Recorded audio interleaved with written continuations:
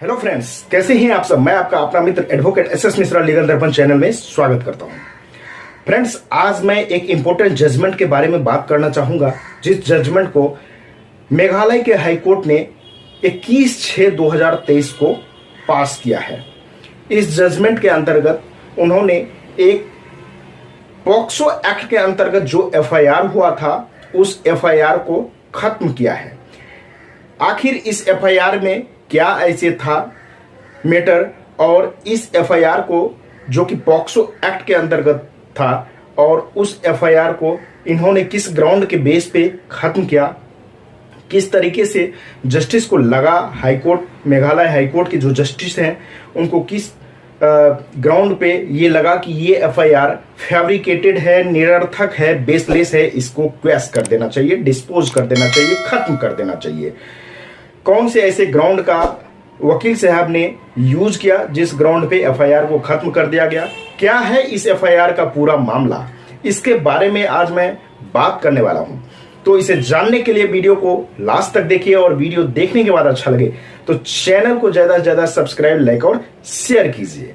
आइए फ्रेंड्स, जानते हैं। फ्रेंड्स, सन 2020 की बात है। एक लड़का वेरियस हाउस होल्ड का काम करता था, बहुत सारे घरों में उन्होंने काम करता था। उसी दरमियान एक लड़की से उसका जान पहचान हुआ, जिस लड़की का उम्र 16 साल का था। उसके बाद 18/1/2021 को दोनों ने मिला, और जब उसका जान पहचान हुआ तो उसके बाद से उन्होंने एज ए बॉयफ्रेंड और गर्लफ्रेंड बन गया। दोनों में लव अफेयर चल गया, दोनों एक दूसरे से प्यार करने लगा। 18/1/2021 को मिला दोनों ने। मिलने के बाद टुगेदर नाइट स्पेंड किया सेम बेड पे। उसी समय उन दोनों का सेक्सुअल रिलेशन बन गया। 19/1/2021 को, यानी जिस दिन का ये मामला है, जिस दिन उसका सेक्सुअल इंटरकोर्स हुआ, सेक्सुअल रिलेशन बना, उसके सुबह ही जब लड़की के मदर को पता चला, उसके बाद उन्होंने निकट के थाने में जाके एफआईआर लॉन्च करवाया पॉक्सो एक्ट के अंतर्गत। चूंकि लड़की का उम्र 16 साल का है, इसीलिए पॉक्सो एक्ट के अंतर्गत उसका एफआईआर लॉन्च हुआ, जिसमें एफआईआर में धाराएं जो लगी वो आईपीसी की धारा सेक्शन 363, यानी धारा 363 किडनैपिंग का, उसके बाद पॉक्सो एक्ट की 2012 की धारा 3 और 4 के अंतर्गत एफआईआर लॉन्च हुआ। एफआईआर लॉन्च होने के बाद जो डिस्ट्रिक्ट एंड सेशन कोर्ट है, उसमें जो स्पेशल जज पॉक्सो के थे, उनके पास मैटर चल रहा था, मैटर एविडेंस पे था। उसी दरमियान वकील साहब ने मेघालय हाई कोर्ट में सीआरपीसी सेक्शन 482 का यूज किया, और उनके अंतर्गत एफआईआर क्वैश करने की पिटीशन फाइल कर दिया। पिटीशन फाइल करने के बाद जज साहब ने उस पिटीशन को देखा। उसमें जो ग्राउंड यूज किया गया था लर्नेड एडवोकेट के द्वारा, उसमें यह था कि लड़की ने 164 की जो बयान दिया है, 164 का जो लड़की ने बयान दिया था कोर्ट में, उसमें लड़की ने यह साफ कह दिया है कि मैं बॉयफ्रेंड और गर्लफ्रेंड था, एक दूसरे के साथ लव करता था, और हमने अपने कंसेंट से इसके साथ सेक्सुअल रिलेशन बनाया। उसमें और सेक्सुअल रिलेशन जो बना, उसमें कोई भी सेक्सुअल असॉल्ट, सेक्सुअल फोर्स, किसी भी तरीके का असॉल्ट का या फोर्स का कोई भी कहीं पे सुराग नहीं दिखा, कोई भी सुराग नहीं मिला। क्योंकि यदि असॉल्ट होता, कुछ फोर्स होता, तो उसके शरीर पे कुछ ऐसा निशान तो आता, लेकिन कोई भी नहीं बना। जिस बात को लड़की ने ये सेक्शन जो 164 का बयान हुआ था, 164 के बयान में उन्होंने साफ कर दिया था कि हम बॉयफ्रेंड और गर्लफ्रेंड हैं और एक दूसरे से लव करते हैं, और इन्होंने कोई जोर जबरदस्ती हमारे साथ नहीं किया, हमने अपने सहमति से इनके साथ सेक्सुअल रिलेशन बनाया।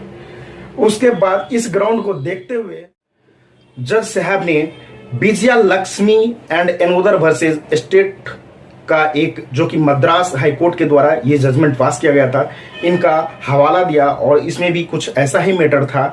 इनके हवाला देते हुए उन्होंने एफआईआर को क्वैश कर दिया, क्योंकि लर्नेड पीपी जो थे वो भी इस बात का कोई अपोज नहीं किया कि लड़की का कंसेंट नहीं था, क्योंकि लड़की 164 के बयान में पूरा क्लियर कर दी थी कि मैं बॉयफ्रेंड और गर्लफ्रेंड हूं और इन्होंने कोई जोर जबरदस्ती मेरे साथ नहीं किया।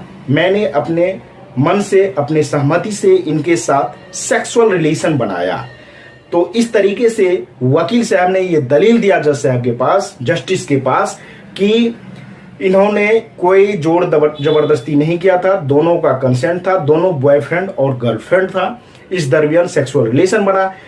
इस बेस पे इस एफआईआर को क्वैश किया जाए और इस तरीके से जस्टिस जो मेघालय हाई कोर्ट के हैं वो मैटर को देखे और एफआईआर को क्वैश कर दिए। तो इस तरीके से ये एक लैंडमार्क जजमेंट के रूप में आया, ये एक लैंडमार्क जजमेंट बन गया पॉक्सो एक्ट के अंतर्गत, क्योंकि अक्सर ये देखा गया है कि पॉक्सो एक्ट के अंतर्गत बेल मिलना तो दूर की बात हो जाती है, एफआईआर कैसे क्वैश हो जाएगा।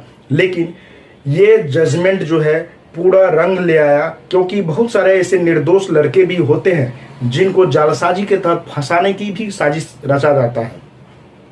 वो एज ए बॉयफ्रेंड और गर्लफ्रेंड रहते हैं, उसमें कोई जोर जबरदस्ती नहीं होता है, कोई उसमें वादा नहीं किया जाता है, उसके बावजूद भी घर वालों ने एफआईआर करवा देते हैं।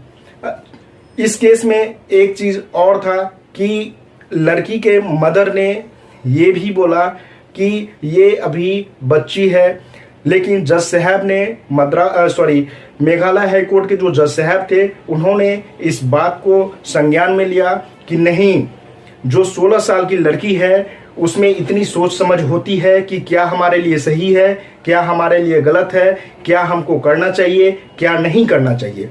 और उसने अपने सोच समझ सूझबूझ के साथ इसके साथ सेक्सुअल रिलेशन बनाई है, इसीलिए इस एफआईआर को क्वैश कर दिया जाए। मैं आप लोगों को जजमेंट का जो कॉपी है वो डिस्क्रिप्शन में दे दूंगा, उसका लिंक आप लोग जजमेंट डिटेल नॉलेज के लिए देख सकते हैं, पढ़ सकते हैं। फ्रेंड्स, इस जजमेंट के बारे में आपका क्या राय है कि ये जजमेंट सही है या गलत है, आप मुझे कमेंट करके बताइएगा। आपको वीडियो कैसा लगा ये भी कमेंट करके बताइएगा।